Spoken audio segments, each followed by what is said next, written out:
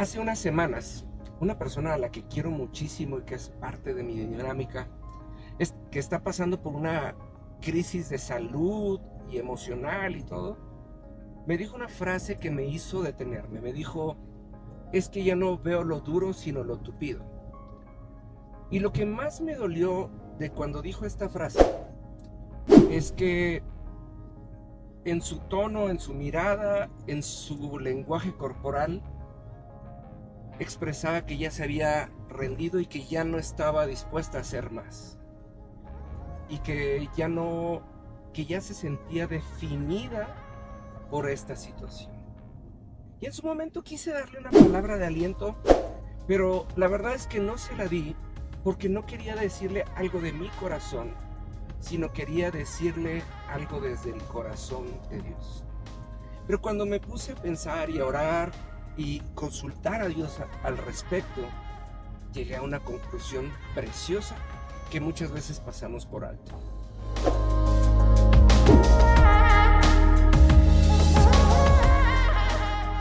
Amados, muy buenos días. Mire, curiosamente estamos tan acostumbrados a ser evaluados por otros y estamos tan acostumbrados a evaluarnos a nosotros mismos, y curiosamente todo el tiempo estamos o en lo blanco o en lo negro.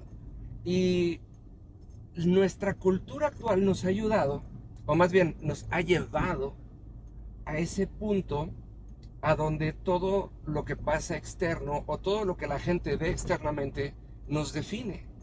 Y entonces de repente dicen, ay, pues esto. Yo me acuerdo mucho cuando yo empecé hace muchos años a trabajar, que alguien alguna vez se quejó en el trabajo de que a mí me dieron una promoción por el puro hecho, en su opinión, no en la mía, de que yo sabía idiomas. Y yo decía, qué chistoso.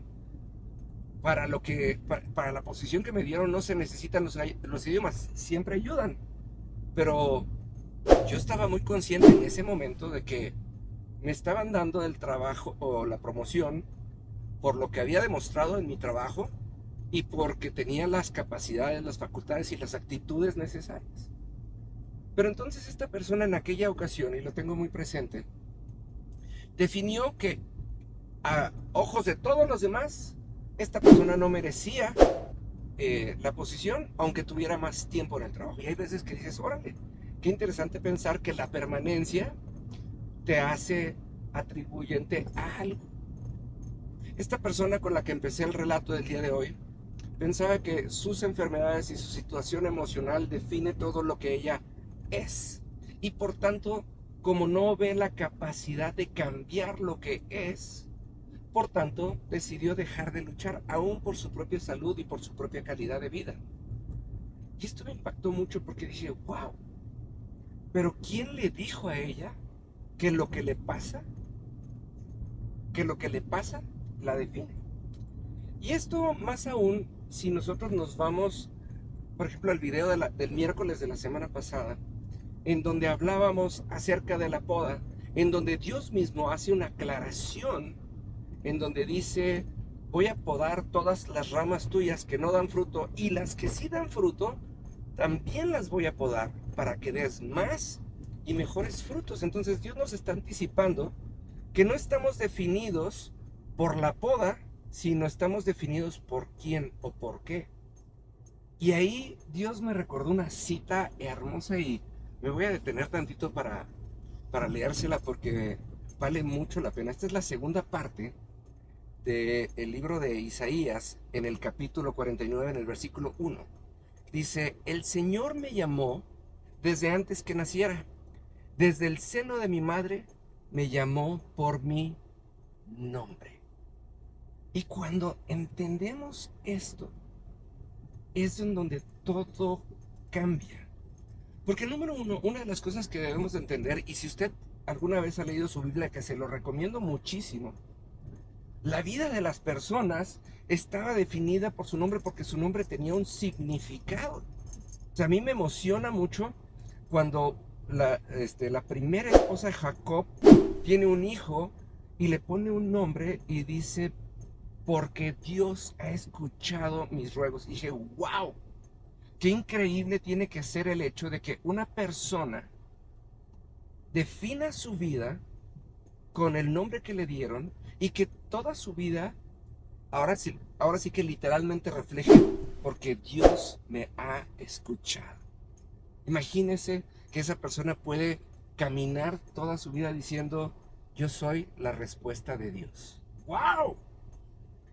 Pero ya sabe qué, amados, hay veces que nosotros nos ponemos el nombre en nuestras circunstancias. No decimos soy enfermo, sino decimos estoy enfermo. Pero de repente nunca se ha puesto a pensar que en vez de decir estoy en una época limitada, decimos soy pobre. Y entonces tomamos esas cosas que nos suceden y que son circunstanciales y que son externas, y las tomamos como nuestra identidad y caminamos por la vida con eso puesto como algo que nos define. Y cuando regresamos a esta cita de Isaías 49:1, y le repito, es la segunda parte, y decir que Dios desde antes de nacer, desde el seno de nuestras madres, ¿sí?, nos llamó por nuestro nombre. Es decir, nuestro nombre no es una casualidad. Ahora, tenemos que entender que así como Dios tiene un nombre, Yahweh, ¿no? Pero también tiene otros nombres. Tiene Shaddai, que es el Todopoderoso. Tiene Rafa, que es el sanador, que Jireh, etcétera, ¿no? Entonces, Dios tiene una cantidad de nombres. Y una de las cosas que a mí me emociona mucho, que en la palabra Dios nos habla por otros nombres. Nos dice pueblo escogido. Nos llama nación santa. Nos llama amados. Entonces, cuando yo entiendo esto, amados, yo puedo entender que hay un nombre que Dios dijo específicamente de mí y hacia mí y por mí desde el seno de mi madre. Y la pregunta del millón es, ¿cuál de los dos nombres voy a tomar? ¿El de la circunstancia o el que Dios habló acerca de mí? Y mire, amados, esto es algo que tengo que decirlo. Imagínense que yo compro un regalo para alguien y lo echo en la cajuela de mi coche, ¿sí? Pero la persona a quien le compré el regalo nunca se entera de que yo traigo este regalo, y como yo digo, y como pues no me lo pidió, pues no se lo doy. Y como usted nunca se enteró, pues nunca tuvo el beneficio del regalo que yo le compré. Y amados, el 99% del tiempo nos pasa esto porque no estamos nosotros dispuestos a conocer cada uno de los regalos y de las bendiciones que Dios tiene para nosotros, que están escritas en su Biblia, y que lo único que necesitamos es ahora sí que tener conocimiento de ellas, y nada más lo que necesitamos es poder ir delante de Dios y decirle, dame esto. Hay una parte en la Biblia ahora que recién acabo de pasar por el libro de los Salmos, y no le voy a contar porque no le voy a contar mentiras porque no recuerdo la cita en específico, pero me emociona en donde Dios viene con David y le dice, recuérdame mis promesas. Está diciendo, no tienes más porque no has querido. Y una de las cosas que, ¿cómo se llama? Una de las cosas que muchas veces nosotros olvidamos es que nosotros queremos portarnos bien delante de Dios para que Dios nos bendiga, y queremos que salga de nosotros algo que nosotros mismos creemos que no somos. La gente dice, es que la carne es débil, y Dios dijo, te hice a mi imagen y semejanza. Entonces, si yo digo que mi carne es débil, pero no creo que Dios me hizo a su imagen y semejanza, entonces el que está teniendo un problema de fe y de identidad soy yo, amados. Porque Dios todo lo que quiere es que nosotros vayamos delante de Él y le digamos, aquí está. Otra de las cosas que tenemos que tener muy conscientes, no es nuestro trabajo luchar contra el pecado.